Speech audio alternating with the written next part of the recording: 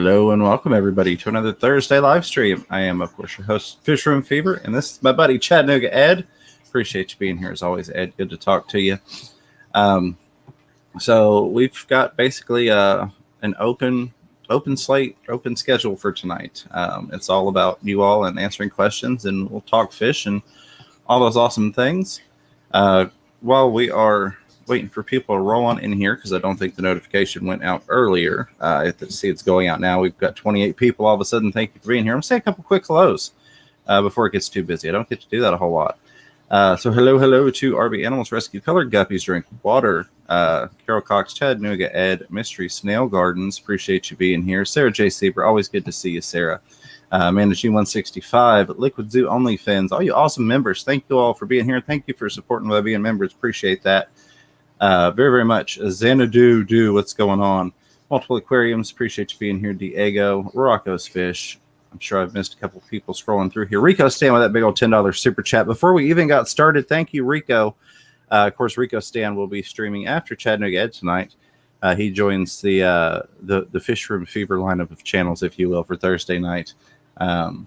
Glad to have you as part of that family, buddy. And I appreciate the super chat. He says, Fanny Flagg was a comedian and game show staple of the 70s.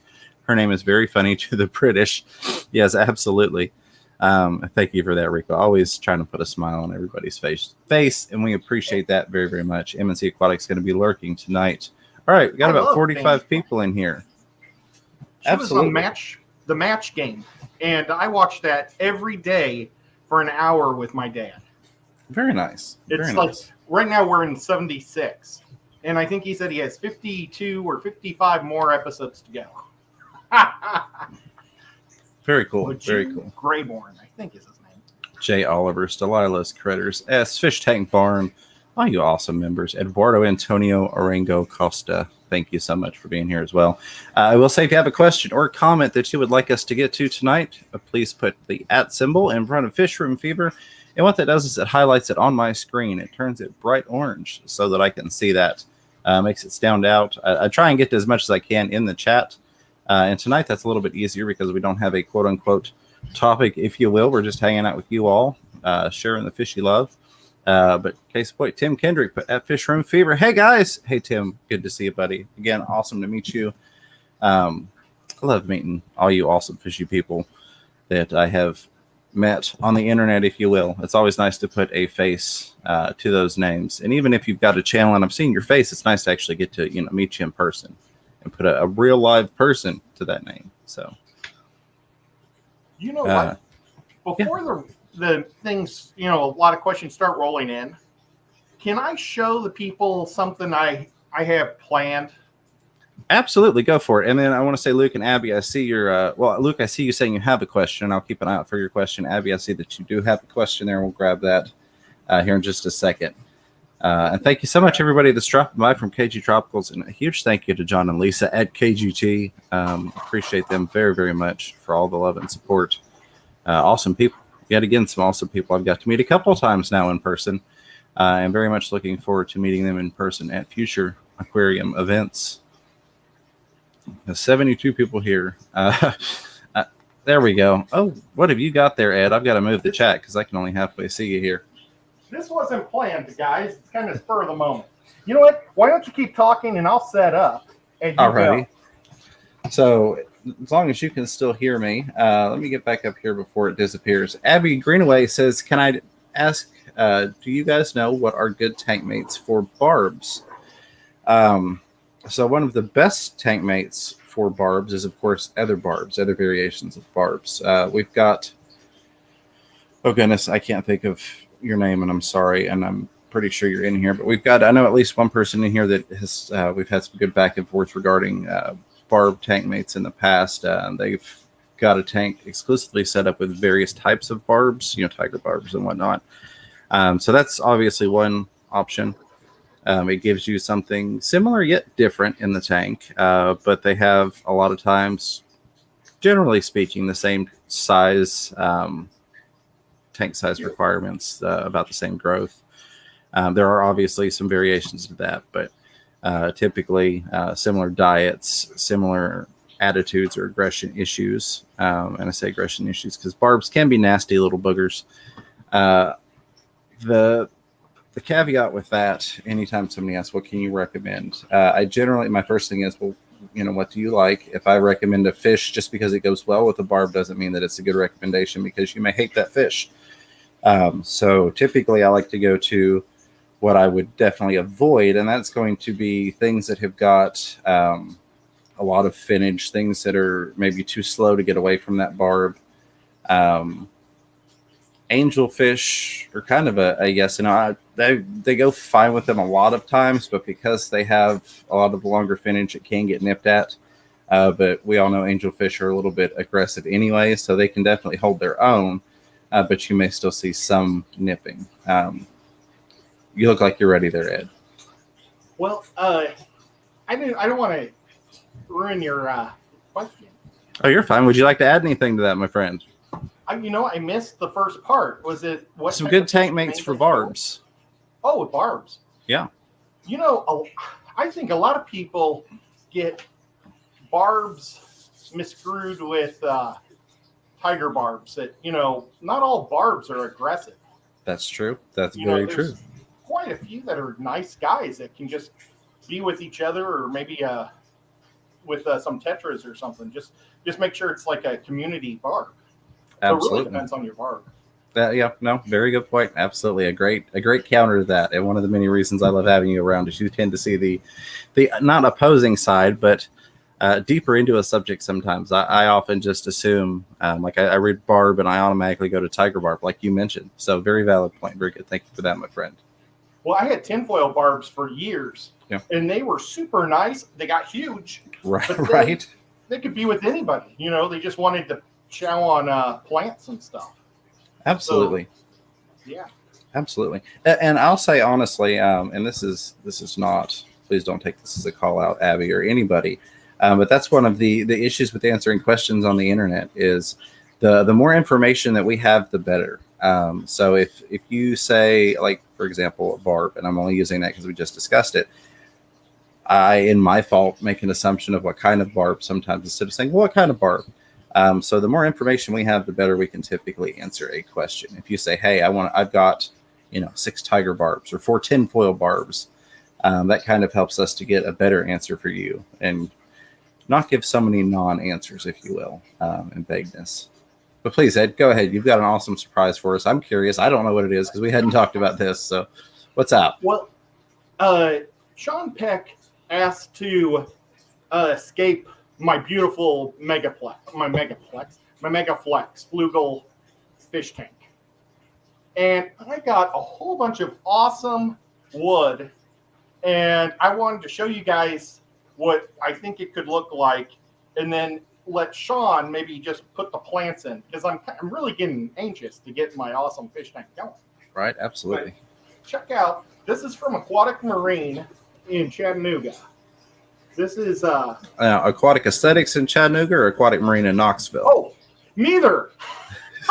Fish Mania. Okay. None of the above, but still great places to go to. Yeah. Aquatic Aesthetics and Aquatic Marine are both great places. And Ethan from the other store has never given me a shirt or a sign, but I bought some wood from him. But check out, now I want it to be an all shrimp tank. Oh, I think that's going to go really well. Yeah. I mean, look at how awesome these are. It's going to be hard to pick a quote unquote good side of that when using it. That's typically one of the things in aquascape. You look for the pretty side of things, and it's going to be a hard one to find a side that's better than the rest, so to speak. I wonder if I got a flat enough surface. I'm using this drum thing. Oh man. You know what? Let me put some records. Alrighty, while you're doing that, I'm going to grab some more highlighted things. Whip's World saying, good evening, boys. Fish from Fever in Chattanooga. Whip, what's up? Another awesome guy that we got to meet. Scuba Steve-O's Aquatic says, you guys going to Aquashella, Dallas for Halloween? I hope to. I know Ed's going to be there. I'm certainly working towards it. I very much would like to be there, but I'm not going to make the promise just yet. but I'm definitely working towards it. Adam's the first time with you guys. Looking forward to what you have to offer. I appreciate it, Adam. So, we vary it up on Thursdays, and this is for everybody new coming over from KG that's not seen us before. A lot of times we will do a topic, but some weeks it's like we just want to hang out with you all and get as many questions and comments in as possible. So that's what we were doing this week. We're going to use some old records. All right. Because this thing is not flat at all. So Michael Cameron, while you're getting that set up, says, I have carbon in my filter and I use liquid fertilizer for the planted tank. Is my carbon neutralizing the fertilizer? Depending upon what exactly you're using, probably. Carbon sucks a lot of stuff out of the water. That's actually one of those things that, and this is just personal opinion, this is, going off of experience, which is all I can do. But I, over the years, got further and further away from using carbon in my filters. It was kind of a quote-unquote staple of the hobby, if you will, when I first started. I had to have carbon. I had to get new carbon. I had to, change out my carbon. And then the more I got into understanding the biology behind a tank and how carbon works and exactly what it does and the benefits along with the downsides to it, I realized it just wasn't a necessary all the time thing. Now, don't get me wrong. I do keep carbon on hand, and carbon is great. But if you consider a lot of, we'll say long-term hobbyists, I don't want to say experts or anything like that, but a lot of long-term hobbyists, we don't use carbon, but we keep it in case we need to pull medications out of water after the fact, or if we have an instance where we need to pull something out of the water relatively quickly. So understanding that usage of carbon and how a lot of long-term fish keepers are using it in that way to have it as an emergency thing to remove stuff from the water because it does an efficient job at that. Keep that in mind in your usage of carbon, especially when you're putting in additives. So chances are, depending upon what you're putting in, yes, it's probably pulling a lot of that stuff out. The good news is, carbon has a lifespan, so it can only pull out so much before it's full, if you will, without going into the details of how it works. So there gets to a point where it's not pulling anything else out. So you may have hit that point depending upon what you're dosing and how much, to where it's not pulling out because it's not actually being effective because you really just have carbon in there, almost sitting as a biological filter now where beneficial bacteria can collect on it, but it's not performing its job as you would expect carbon to do. So just something to think about and maybe look a little more into. Carbon is not a necessary thing for every tank every day. A lot of us are kind of led to believe that, especially when we buy filters, and they all have carbon for the most part. It's in the cartridges and all that. And replace your carbon filter, your filter with your carbon in it every 2 weeks and all that. I really feel like it's kind of been upsold, although it does definitely have a purpose. And that's a lot of things in the hobby, honestly. I feel like they have a purpose, but it's business, so they get upsold so that people can make money. And that's great, but there also is a point when we need to put the hobbyist first and go, hey, this is, but I think you really need it in the circumstances, or in these circumstances. Well, that is a lot of wood there, Ed. I know, but I want to pop you up solo for a minute. That way everybody can get a good look at that. Almost having a backdrop of just chula wood. Or chala. How do you say it correctly? If I remember correctly, given that it comes from the cactus, even though most people say chola wood, I believe the cactus is actually pronounced choya, kind of like CHO. Well, but what do you think, James? Do you think it would be a neat backdrop? I'm thinking about cutting these in half so I can double both sides. Absolutely. Here's one thing you're going to run into. Chola or choya wood, it does deteriorate fairly quickly, especially in comparison to a lot of other woods we use. You'll see that wood deteriorate much quicker than you will, like your manzanitas and mopanis and things. So just keep that in mind when making your scape, that's probably not going to be there as long as you might expect from other woods, and I know this is not necessarily anything new to you, but for anybody else out there that may not be aware of it, another thing is that's a lot of wood to potentially affect the pH significantly, depending upon what size tank you put it in. And my only thought would be, bringing that pH down is not necessarily a horrible thing, but you don't want to do it way too much, especially with shrimp being involved, because they can be a little bit more finicky than a lot of other things. And the shrimp will also help make them go disappear quicker, because the shrimp will eat them too. Oh yeah, they will be all over that stuff. They will love it. Anytime I've dropped a new piece of choy wood in, the shrimp have always just gone over and had a blast on that thing as soon as it gets in the tank. And then, of course, as it sits in there and it gets your algae and wonderful things on it and your microflora and fauna up in it, the shrimp love it. Well, I could also take some out and almost make it look like a forest effect. If I went with more of a small carpeting type plant or something, that would just be all around the area, like the bottom part. Absolutely. No, I really like the way you had that set up. This is going in the Megaflex. Is that correct? Yeah. So I think it would be very nice. I would just, again, I know you're already going to soak everything first and try and get some of the tannins and whatnot out. But I would definitely keep an eye on your water, especially when you first get it set up and it starts that initial breakdown, if you will. And I mean, maybe just a few pieces is better.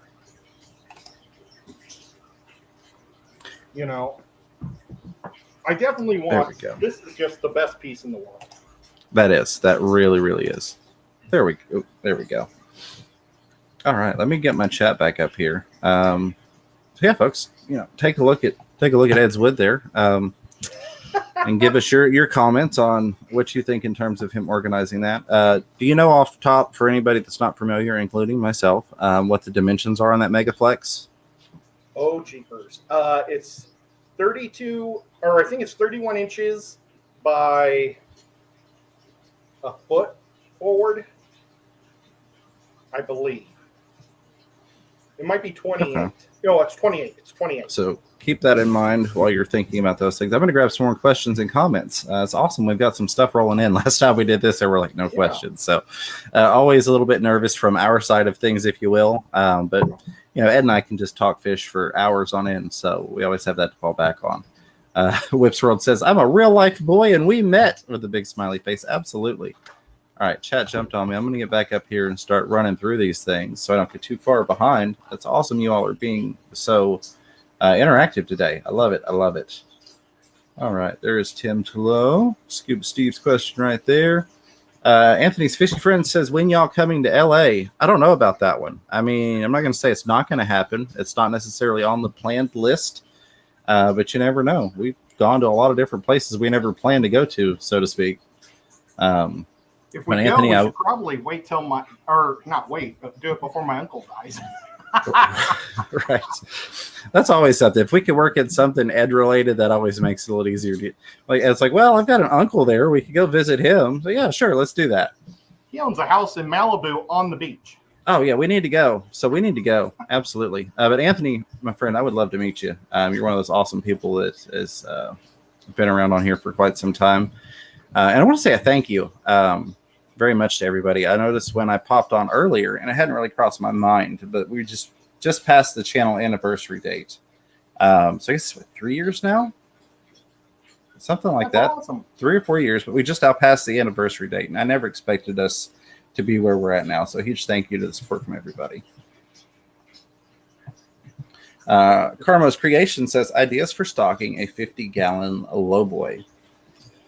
So I've got 250 Lowboys in mind, one of which was a Shelly tank done by Primetime Aquatics. Absolutely beautiful setup. And the other one is Haley at Oddball Aquatics. She's got a 50 Lowboy that is mixed Neocaridina shrimp. And that is just the coolest tank to watch. It really, really is. The amount of life and activity in that thing. And I know that may seem crazy to some people around 50-gallon Lowboy shrimp tank, but it's just awesome. Amazing. It looks like a jungle, underwater jungle. It really does. So I would consider either of those things if those are, up your alley. If those are both things you don't like, I don't know. You could always go with some guppies in there. Go with some really pretty top-down view guppies. That's always going to be an entertaining thing. Got so much awesome driftwood there, buddy. Yeah, it's really neat. And it was like dirt cheap. It was like $5 a piece. Absolutely. But he said these are all the scraps that they can't sell. So wow. He said he would buy them all. And it's like, yeah. Definitely. Jay Oliver's Guppies and Aquatics, thank you so much for that. I just mentioned the haircut. Killer Kitty 08 says, can we talk about the lamp behind Ed? So pretty. Got a pretty lamp back there. Oh, that is one of my creations that spurred the name change of the next program that we watch. We normally go see the Nocturnal Feeding. That was James and my first show ever. That was the first. That's like the Titanic. Well, no, the Titanic sank. You're staking it tonight. No, I'm just kidding. But I think what we should do is have a random midnight or late night Nocturnal Feeding once a month. That would be nice. That would be nice. Here and there. And maybe we could also do it once in a while, even on Rico's channel. Absolutely. Definitely incorporate him in there. All over. Yeah. That would be fun. Kind of make that more of a brand thing, if you will. I know that's always weird when I mention that versus just this particular channel thing. Since we did take it from here to you, kind of pass the torch on, let Rico share in that and keep that alive. Because like you said, that was where we got started, at 12:30 in the morning on Friday mornings after the Thursday night lineup. And now we've, progressed throughout the years earlier and earlier. Yeah, it's awesome. Well, but nevertheless, I made that on the live streams. And is it changing colors? Doesn't look like it at the moment. I was giving it a second in case you had it on the slow fade. Well, I don't know where I put it now, but it is an underwater lamp that's going to be going in my Synodontis tank. So it's very, very cool. It's an underwater one, so I made it so it's completely underwater. But on my show, we're going to be making different things all the time, aquarium related, or fish related, and maybe someday we might just go back and talk fish food or something. Absolutely, yeah. Well, and that's the thing is we have great conversations that are not necessarily 100% craft related, but they're fish related while you're crafting. So that's always fun. Yeah. But I am getting way behind here, so we're going to see if we can get some of these taken care of. Alice B says, I have a 60-gallon month-old discus tank with only sand at the moment. One of my discus hides behind the inlet tube. Is this normal? Is he just shy, or could he be sick? Just looking here just to make sure. Let's see. With only, so one discus? In there? That, and when you say only sand, if you mean that there's absolutely no decor or anything else, this is not just discus related. This is fish in general related. A lot of times, if you have nothing in there for the fish to quote unquote hide behind, they seek something to hide behind, which would be your inlet tube. The more that you can make that fish feel safe, so to speak. I know this sounds weird, getting into fish psychology, if you will. But the more of a quote-unquote natural environment that you can create for that fish, or at least give it some places where it has a sense of safety, the more you typically see better and more friendly behaviors out of it. And that goes for anything from angelfish to discus to piranha. Piranha's a huge one that I talk about with, people like to put them in bare tanks with nothing in there, so they can witness the crazy frenzy and massacre and aggressiveness, and that's just not how it works. And a lot of times they get these really scared, shy fish that are constantly freaking out, trying to hide, and in panic mode all the time. So I would consider getting some stuff in there to make that fish feel more at home. I don't really think, in my opinion, which again is all I have, I'm not going to say that I think the fish is sick because it's hiding behind the inlet tube. That is possible if you notice the fish is always trying to prop itself against something when it comes out. So let's say it comes out in the open away from behind that inlet tube, and then it's laying against the glass to keep itself upright. then it could potentially be a sign of an issue, maybe something swim bladder related or some other things. But I think that if that's the only place that it has in the tank that's not wide open, it may just be nervous. So I'd get a couple decorations in there. Some plants would be amazing. Some nice tall plants.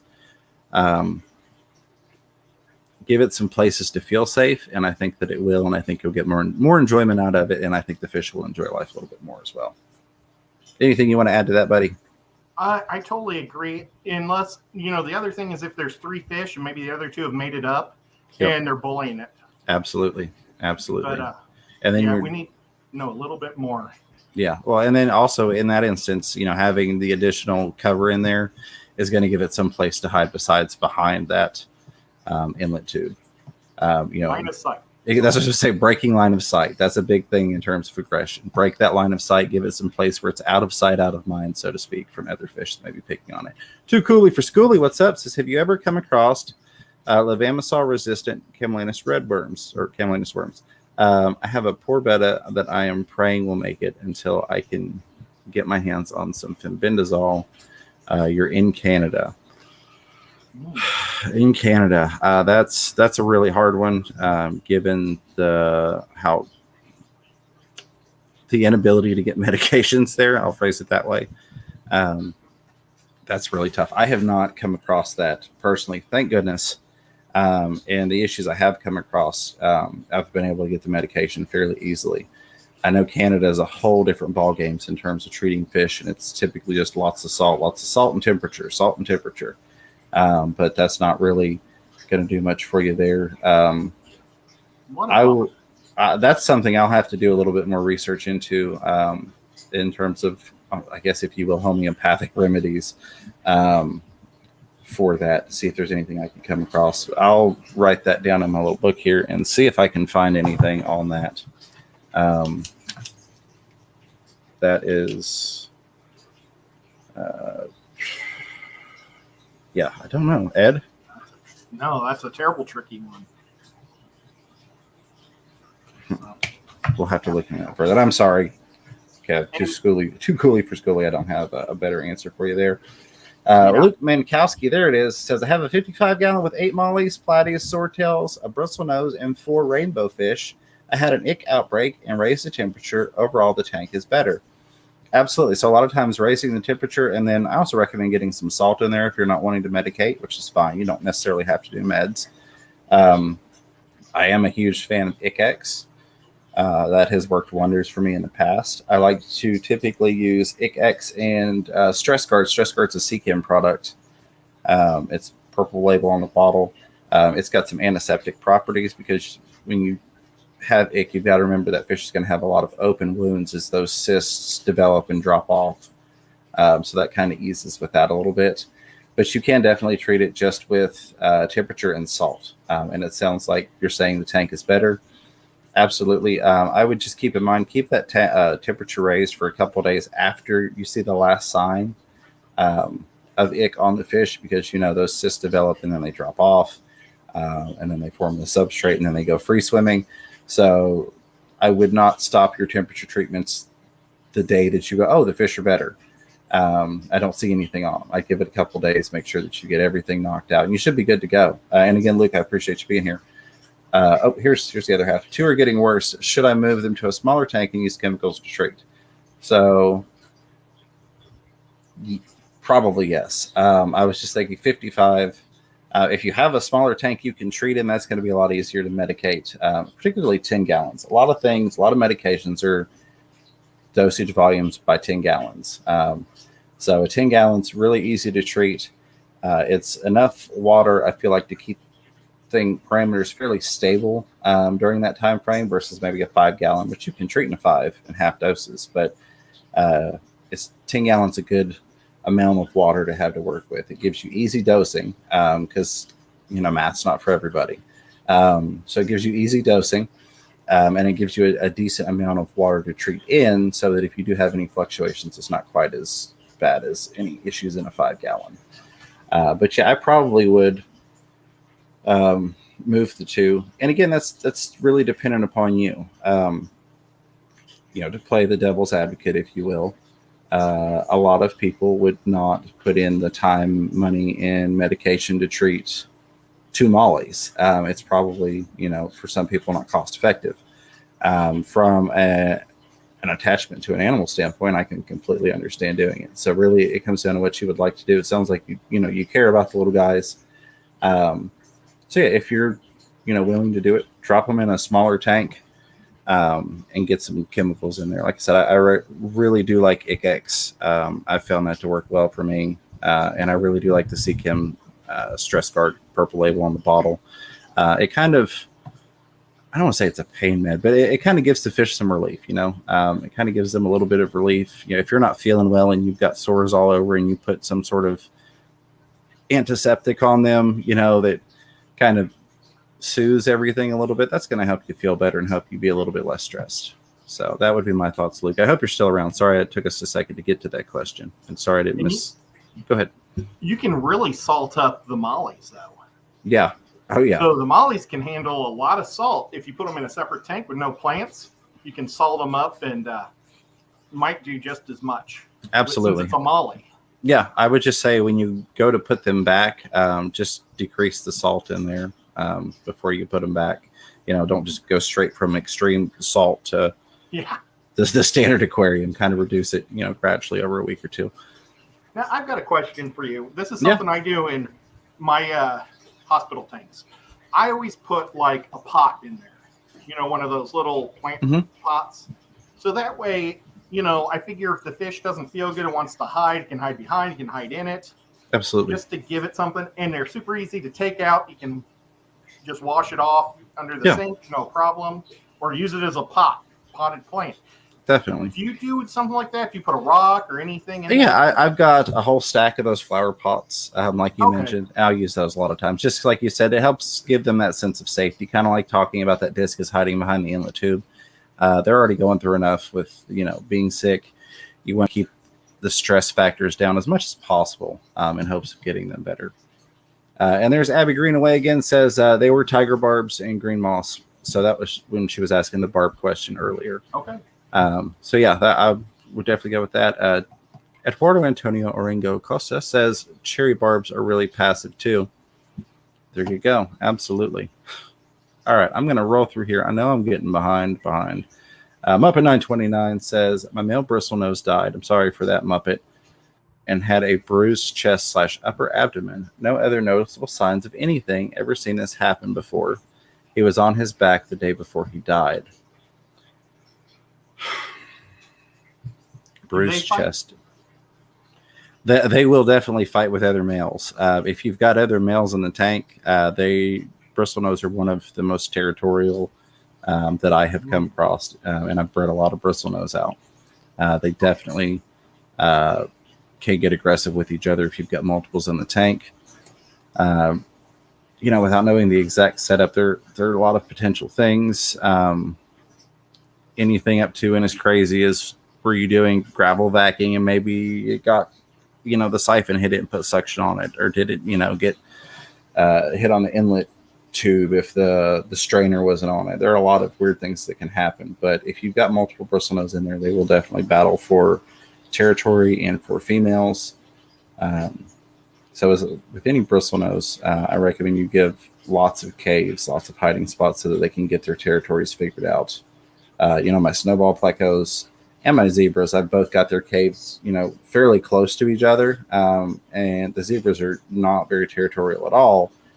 Just mine in my experience. The snowballs are mildly territorial, but if I were to set the caves up the same way with bristlenose, there would be a lot of battling going on that I don't have with those others. So, well, I just had one of my males die, and I figured maybe they beat him up or he just died naturally. Absolutely. But I had 4 boys in there. I got 4 bristlenose from Haley, and they turned out to all be boys. And I was like, I just want one boy, and I ended up with 4. Right. So I picked up the one female, and shortly afterwards, that's when one of the boys turned up dead. So I don't know if they were fighting over the girl or... It could very well have been. You can do 4 males in a tank, but you need a lot of space for them. I do recommend, as with a lot of people, do reverse trios, and I'm not going to go too far into this because I know I need to get caught up on things. But typically, when you want to breed them, you want 2 males with a female, but you want to have ample space between those 2 males. Give them some places that they can pick out to have their own territories. Now, you want to tell us why? So basically, I'll do this quickly. But basically, a male will guard the eggs once he gets that female in the cave. He'll sit on those eggs and protect those eggs, and then typically protect those babies for a little while. A female can oftentimes be ready to spawn right when those other eggs are hatching. So you can actually get a female that will work that male to death because they typically won't go out and eat while they're protecting the eggs.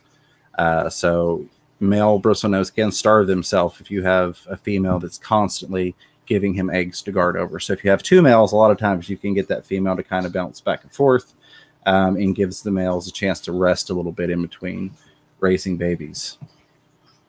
All right. Scuba Stevo's Aquatics. It says, hope to see you there. Booked my trip yesterday. I hope so, Scuba Stevo. It was awesome meeting you in Chattanooga. Wow, in Chicago. So hopefully get to see you again out there in Dallas. Rico Stan says, Keystone Clash in a week. Going to be 20 of us for the meet and greet. That is awesome. I'm sorry I will not be at that, but I hope y'all have a fantastic time.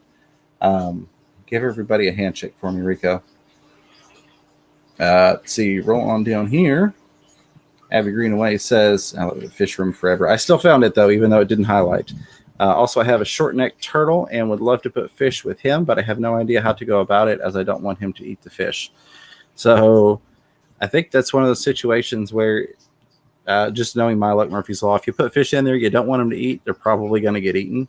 A lot of times people will have turtles as a cull tank to get rid of undesirable guppies or mollies or whatever.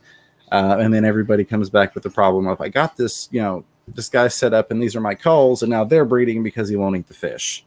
So there's either way possibility. There's really not a way to guarantee that guy does not eat fish. Most things, if something can fit in their mouth, they will eat it.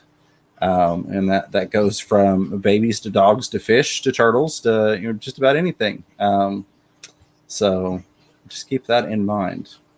I would go with, if you want fish, though, I would go with like Danios, a really affordable fish that's fast, and it might give the turtle a lot of fun to hope to get. And maybe he'll never get one. Maybe he'll get them all.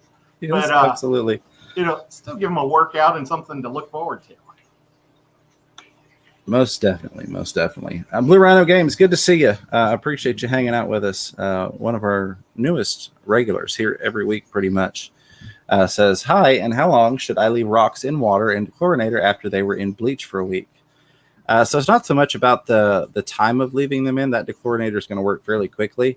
Mine is typically multiple dechlorinations. So if I've bleached something, I'm going to pull it out. I'm going to rinse it really well.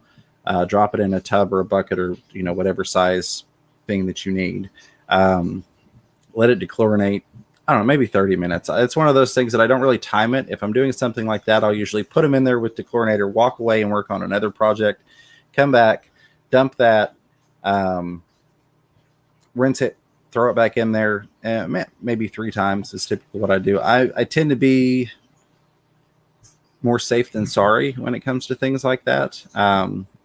Rocks, porosity is going to factor in. There are so many different types of rocks. Some are more porous than others. If you wanted to, just to be safe, do it for a couple days or a week, you could. But that dechlorination process is probably going to take place in the first day and not much after that, in terms of like throwing prime in there or something. But it would give it an opportunity to leach some of the things out potentially in something that's very porous. So if you wanted to let it soak, more for the leaching effect than for the dechlorinator in the water effect, you could let it sit for a week if you wanted to, if you're not in a hurry to use it. And then just go from there. Either one of those methods, you should be good. Rolling and scrolling. Go ahead, buddy. We're not supposed to ever boil rocks. And the reason is, if the rock has water in it and you boil it, the water will expand and it may explode like a grenade. Right. It can't. But it only takes 5 seconds to kill stuff on outside of a rock boiling. and it takes a lot longer for water to start boiling. So I'm not telling you to do it, but I just boil it for 5 seconds and take it out. And if it's a porous rock, forget it. But if it's like a piece of granite or, like a real solid type rock, right, it saves a lot of time. Definitely. Pompeii Ranch, thank you for the $2 super sticker, my friend. I know we've got some other super stickers and a new member, and I promise I will get to you all. And I appreciate you very, very much. Pompeii Ranch for that cool exercise pair swaying around emoji. Thank you for that, Pompeii. Always good to see you and appreciate the support, my friend. Let's see. Roll on down here. Grabbing highlighted stuff and super chats as I go. Killer Kitty 08, another awesome member. $5 super chat says Choya Wood Fund. Thank you so much for that, Killer Kitty. Very much appreciated. Awesome. Appreciate your support and just appreciate you being here. Awesome crowd. We got 95 people. Appreciate each and every one of you. Let's see here. Xanadu says modified Stonehenge in terms of that wood design. Very much. I like that. Well, I've got a Stonehenge half done downstairs. The problem is I can't find any more gray sculpting right now because I need about another pound of gray sculpting to do it, and then I'm going to have actually have a Stonehenge tank. Absolutely. I love Stonehenge. So creepy. Very much so. All right, that's where I was. Chat jumped on me, but I'm back where I was at. We're on through here. Danny Get Aquatics, what's going on? Kenny E with $5 super chat. Thank you, brother. He says, what up, James and Ed? What's up, my brother from another mother? Looking forward to getting to see you again. I know you've got some awesome stuff going on out your way with your events. I'm sorry I can't get out there. I would love to be out there and meet you, or not meet you, but hang out with you again. It's funny. I was watching some of the Florida footage where we were out fish collecting earlier. That always, tickles me when I see that. But I know you'll have a wonderful show, and I look forward to getting to hang out with you again soon, my friend. Thank you for the super chat and the support as always, brother. I bet you we'll be able to see him next. I don't know if it's July in Kentucky. Okay. When the ACA, the ALA. Oh yeah, that's a together. must-have or a must-attend event. Pompeii Ranch with $5 super chat says, please call me Diane. Okay, Diane, absolutely. With just my last name, everyone thinks I am a boy. I'm sorry if I had done that. I try not to assume based off of names. So my apologies if I have. But thank you so much for the super chat. Not necessarily, but very much appreciated. And absolutely, Diane, I will do my best to remember that. It will probably take me a little bit, but I try to remember as much about all of you all as I can. So thanks, Diane. Call her Pompeii. But I think Pompeii's kind of a pretty name. It is, absolutely. Embassy Aquatics. Oh, sorry. Go ahead, buddy. I will try to do Diane, too. I will remember Diane as in Wonder Woman. Oh, wait, that's Diana. Oh, boy. You're going to throw me off. Now I'm going to call her Diana because I better remember that. No. Diane. All right. I don't know a Diane. Well, you do now. I mean, Pompeii. Yeah, but it's always good to associate a new name. It is. Especially since I've been calling her Pompeii all this time. Right. But I'm way behind, so I'm going to roll through these before we get into your time frame here, Ed. MSC Aquatics says Ed should do the cave tank I sent him. So I'm not entirely sure. Oh. 44 Mad Guy Fishing More. Good to see you, buddy. Appreciate you being here, my friend. L99. That was who was what for which one? 44 Mad Guy was saying hello. Cave tank. I think cave for the. I think it was supposed to be cave. No. Oh, I know what it is. I think it's where he sent the picture of the aquascaping. MSC Aquatic says Ed should do the cave tank I sent him. I think it was, yeah. There we go. That makes more sense. Pompeii, Diane says, love the color of your beard, Ed. Get back through here. L99 with that $5 super chat says, happy anniversary. Thank you so much. I really do appreciate it. It's amazing how quickly time goes. When I started this thing, it was initially just to try and help some people. And I feel like we've done that over the years. Thank goodness. Always try and bring value. And that's honestly, tonight I was worried. I'm like, I'm not going to have the value that you all deserve. I always try and bring it either through information or information or entertainment. Hopefully a little bit of both, as I like to say.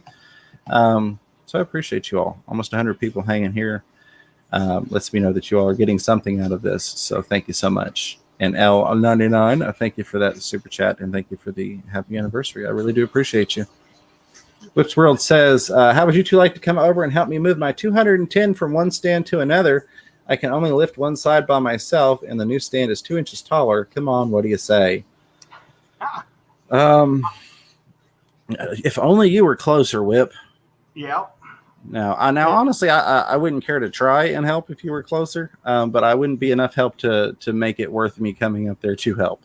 I'll put it that way. Especially right now, I keep saying it's fine, but I've screwed something up in my shoulder when I fell on it last week, before last. So I wouldn't be too much help right now.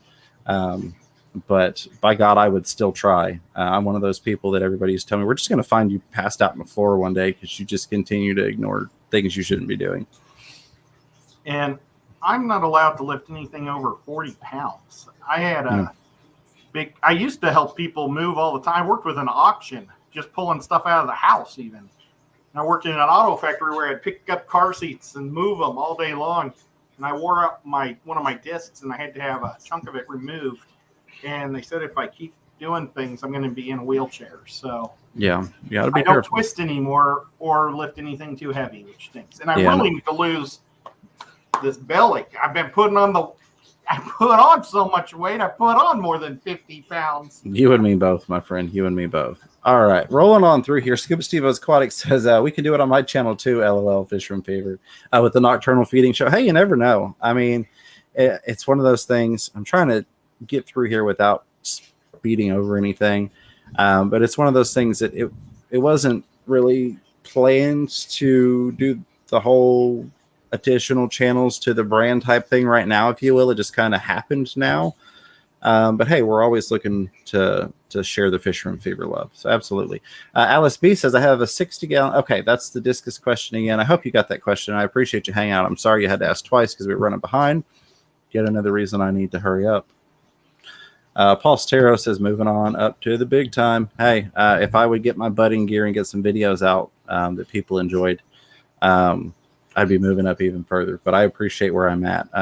2,750 people subscribe to the channel, and I love each and every one of you for it. I've always preached, people tend to forget that number has a name attached to every single one of those. So I appreciate that every single one of those people has decided to hit that subscribe button and support the channel. So thank you for that. And of course, a huge thank you to the mods and members as well, and the super chatters. You guys, the additional support on top is what keeps us alive. So thank you. Rolling on through here. Good day, T-Bones Fishies. Good to see you. Tim Kendrick says, yes, the lamp has been changing colors. Awesome. Awesome. Oh. All right. And I am at 9:55 Eastern time. For those of you who are going, my God, how far behind is he? But we're going to start moving now. Alice B says he has 4 other discus friends. I do plan on putting plants in, but waiting to see if I have to move house. Thanks for answering. Absolutely. Absolutely. Again, I'm sorry it took a second to get to it. Even if you put in some temporary, even if it's not pretty decor, like a lot of times on Craigslist, you can find a box of fish junk really cheap. You buy that, sanitize it really well, throw it in the tank. That way it's not something you've got a lot invested into time-wise or financially if you do have to move the tank, but it still gives them some hiding places. There we go. Rolling on down here. I know we had a new member. I saw that pop up. Trying to find that, but I don't want to jump away from the questions just yet. Here we go. RB Animals Rescue says, Fisherman Fever Ed, what is a good site to get, driftwood from? I always get it locally. I've not actually done online. So if you don't have a local fish store, you can try and get to an event, if you will. Club swaps are great places to find it. Typically any of the aquarium events, like Aquashella, they've always, I say always, the times I have been, there's always been a really amazing driftwood booth there. Massive booth, tons of driftwood. Sean Peck's all about that booth. I think he tried to fill his car last time. But I don't have a wonderful, wonderful place to go for driftwood. Now I'm sure that there's I'm probably missing like the obvious. Somebody's going to say, well, Aquarium Co-op has it, or keepfishkeeping.com has it, and I'm going to go, oh, yeah, well, I haven't ordered wood from anybody online. I really haven't, just because I haven't had a need to. So I just did a video this week, or released a video this week, where I took, it was wood harvested from Lake Chickamauga. In the winter here, they lower the lake by about 10 feet. I think it's 10 feet. So everybody can work on their docks during the winter time, and then they raise it for about a month and a half, like 6 weeks. And so if you go out during those 6 weeks, there's tons of driftwood all over the place.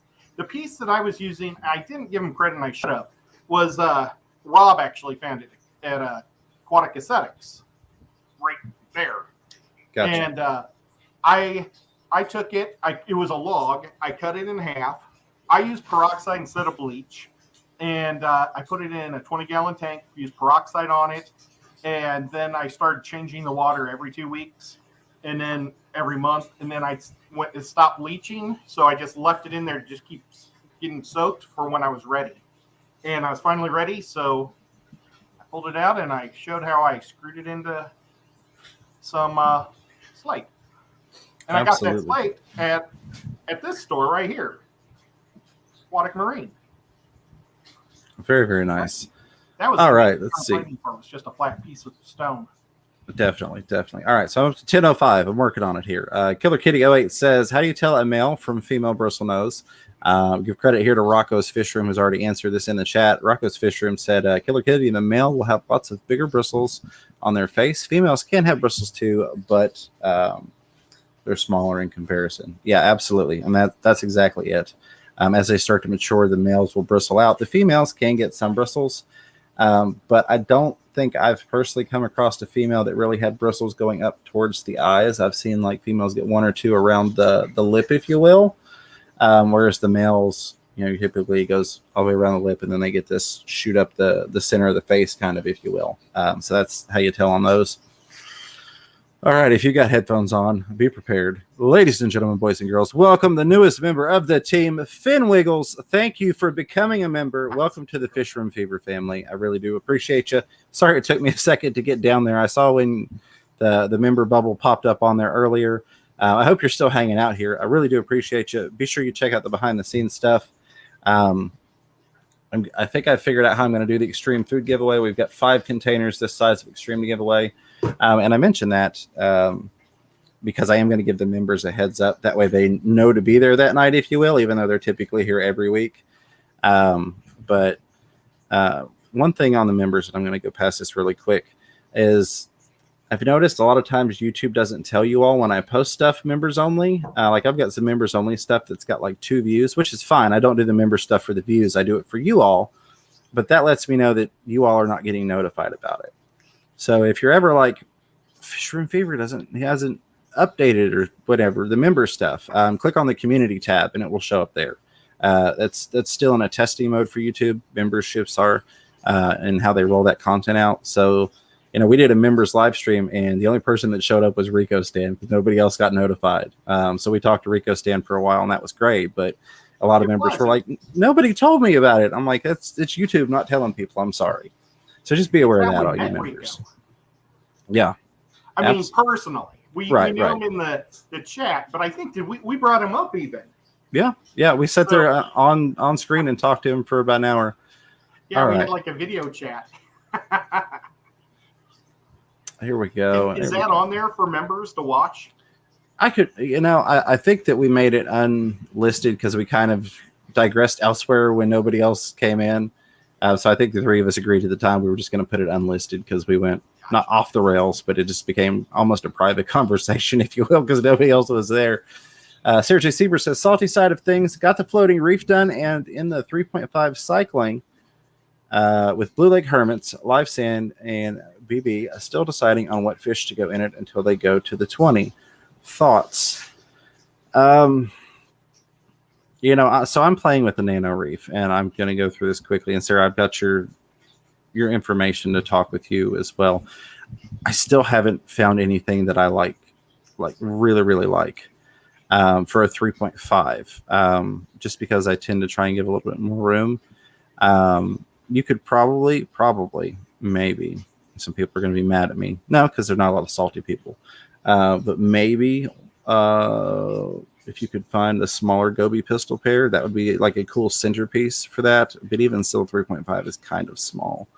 But I am looking for that perfect fish, if you will, that I can say, yes, check this out. I've even enlisted the help of some fellow salty people, some fellow reefers, to try and find a good, pretty fish for that. Okay, I will make it. We have about 5 minutes left. Danikin says we will be in Kentucky. Both Danny and I. Awesome. Finally get to meet Danny. Looking forward to that. Kenny E. That would be great. Lunatic Fringe. Great to see you, my friend. Longtime friend. You've been hanging out with me since the very beginning. It's always great to see you swing through here. All right. Blue Rhinos Game says, hi, and how long? Okay, there was the rocks. Sorry, I didn't get to that sooner. Rolling on through here. Yep, there we go. That's at 10:19. I don't think I missed anything. And then, what's up, Steen Fott? Good to see you, Bob. Hope you're doing well, my friend. Yes, Chris Trapp. I did say extreme giveaway. That's not going to be tonight. But I think what I'm going to do, I've been trying to figure out if I want to do it like individual giveaways or one big one. I think I'm going to give all of them away to one person. I think that's what we're going to do. So we've got 5 different types. We're not going to do that tonight because I want to give people a chance to, be here, show up for it, if you will. But I will definitely let the members know ahead of time. And of course, I will mention it in the thumbnail or whatever when I set the stream up that we're doing that giveaway. Yeah, Amanda Jean says that's annoying. I should get all notifications that I'm not. It is. So now that I am at the bottom, and I mentioned that because I saw Abby, I believe it was. Yes, Abby Greenaway had said, how do I become a member? And then Zen Ginger posted the link in there. And then Mike also mentioned the subscribe button. If you would like to become a member, that's very much appreciated. And those are a couple different ways. The Zen Ginger posted that link to become a member. And then you can also hit the join button down below the video, depending upon what platform you're on. There levels in there starting at $1.99 a month, because I know that's a lot for a lot of people, especially with financial, times being what they are. So I appreciate each and every one of you, from that $1.99 level all the way up. I really do. Yeah. So, but mentioning the members thing and not going out, basically, when I upload a members video or I do anything members only, YouTube says, hey, this is still in testing. You need to make a community tab post. So then I post it on my community tab. And then sometimes people see it and sometimes they don't. It's interesting how it works. And YouTube's working on it, and it is what it is. They provide a platform that we can come on for free and do things. So I'm always appreciative that we have this platform to be able to talk to you all on. But it's definitely something that's a work in progress. And that's why I mention it, because I know, when I post something for the members and 1 or 2 people see it, that it's not gone out to everybody. And so then that could make you feel like, well, I'm not seeing anything. Rocco's Fish Room, thank you so much for becoming a member. Speaking of, this wasn't meant to go into a membership drive. This was just answering the questions regarding. But I appreciate that very, very much. And I hope you enjoy that stuff. So, again, an idea off you. Yeah, absolutely. For a member show. What if we promote it for a month and maybe we allow everybody to watch, right? But we give every member 5 minutes to ask us questions. Is there any way that we could put a clock, or I get a digital clock and go? We could, absolutely. No, I would love to find a way to do something that all the members know about. So Mike's Aquatics and things, it's the community post I usually get to see 5 days after the event happened. So I'll start doing that. We'll plan something and I'll do the posts on there. And I'll do a public post as well that mentions it's going to be a members only thing. I usually try not to do that just because I appreciate everyone that's here, all the subscribers. I understand everybody can't be a member, and I don't want anybody to feel left out because it's really bonus stuff, if you will. I'm not holding anything back from the channel just for members, but it's things that maybe are not right down the line with the typical content. So that's why I haven't done a members only chat. You know, I could set it where only members could talk in here, but the public could still see it. But I find that irritates people, and I'm not here to do that. Yeah, it irritates me as well. I get why bigger channels do that. Bigger channels. I know we all hate using bigger and smaller, but I get why a channel that may have, 700 people in there, and 200 members, 400 members, 700 members. I can understand that. That makes sense to me. That lets the members actually be seen in the chat and talk and all that. Someone like me, it's not. I feel like it's more excluding people that deserve to be included at my size. Everything to scale, as I say. Sergio Sieber says, thank you. I have a Watchman Goby in the 20. I want to get a pistol shrimp for he is in with the Oscillaris Clowns. I'm thinking something for 6 months, then move to the 20. So it's small, so hard. Yeah. So knowing that you're moving it, I could probably get you a bigger list of ideas.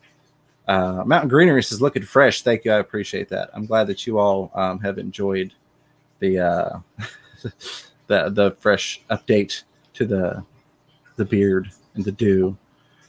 All right. I think we got everything here. Liquid Zoo says, wait, you give everyone your phone number for late night chats? I thought I was special. Here you go. 81 people still watching. We've lost a couple. You can actually find this phone number right here in the description of several videos that are still open to the public. If you call me in the middle of the night, I'm not going to answer it, but you can shoot me a text. We were working on like a text community thing, if you will, at one point where people could, send questions and, oh my God, I'm having this issue. And I could reach out to people and try and help. Never went anywhere, but that number is still out there. So 84 of you now know that. Understand, I keep my notifications off on all my cell phones because I get hundreds and hundreds and hundreds of notifications every single day. So for those of you thinking you're going to prank me with lots of late night phone calls, one, I'm up all night, every night. So sorry there. Two, notifications aren't on. So it's not going to ding, ding, ding, ding, ding, ding, all the time. But nonetheless, it's there. If you want to go try and dig it down or dig it out and, send me a message, I'll respond to it. But there's something fun for the hardcore Fever fans. All right. I think we are into your time frame, Ed. I've got like some pixels out on the screen right above where my clock is. Yeah, it's 10:34. So we're 4 minutes into Ed's. A huge thank you. Now, I do want to say, not necessary. You don't have to do it. But, Abby, if you were working on becoming a member still, trying to figure that out, you can do it while we're not live. So if you did that, I always try and go and check and find any members that join between streams and say a huge thank you on the next one. If you want to do that, fine. If not, I got no problem. She figured it out. Oh, yep, there it is, right there. Abby Greenaway. See, I was trying to drag it out just to make sure because I didn't want to kill it right as she was doing that. I would have felt really bad. I ESPN'd her. Absolutely. Ladies and gentlemen, boys and girls, and Rocco, I'm sorry I didn't give you the new intro thing that I started doing earlier. But welcome the newest member of the Fish Room Fever family, Abby Greenaway. Welcome to the team. Thank you for becoming a member. Very much appreciated. And again, Rocco, thanks to you. Thanks to all of you all who are long-term members. Some of you for over a year now. I never expected to have membership, so that's been really appreciative of that additional support from you all. And I love you guys. But Abby, thank you once again. I'm going to turn it over to Ed for some quick final thoughts, and then we're going to go get crafted and do some aquarium crafts with Chattanooga Ed on his channel. Yeah, it was a lot of fun. It was a really good one. I appreciate it a lot, James. It was. I do have to say a huge thank you to all of you all who participated. This is one of those hit or miss things when we do a Q&A. Sometimes it's like tonight where I get backed up. A lot of times we set it for Q&A because we didn't get all the questions from the previous week and nobody asked questions. So, or we have like the diehard people that are like forcing questions they know the answers to just to give me something to talk about. And I love you people because I do that too for people. I'll ask a question I know. Same with Ed, just to give you something to talk about. So I was prepared to talk about this for an hour if I had to. Absolutely. Ed can talk about his wood for an hour. It's talk of the fish tube. All right. So we're going to put a link in the chat to go over and hang out with Chattanooga Ed. I will be there as well. I will be reading your questions and comments from the chat and commenting on Ed's awesome artwork. But we'll get that link down in there so you can go hang out. A huge, huge thank you. Again, all of you all for the support tonight. Thanks to KG Tropicals for the send over. Very much appreciate you, John and Lisa. The moderators, the members, the lurkers, listeners, super chatters, contributors, questers, commenters, and of course, the replay crew. I love you guys. I appreciate you all. Ed, my buddy, pal, co-host, thank you for being here. We're going to go hang out with him live now, if you're live with us watching this. But until next time, keep your fish healthy. Keep yourselves healthy. Don't be afraid to catch yourself just a little fish room fever. Have a great day, everybody. Bye-bye.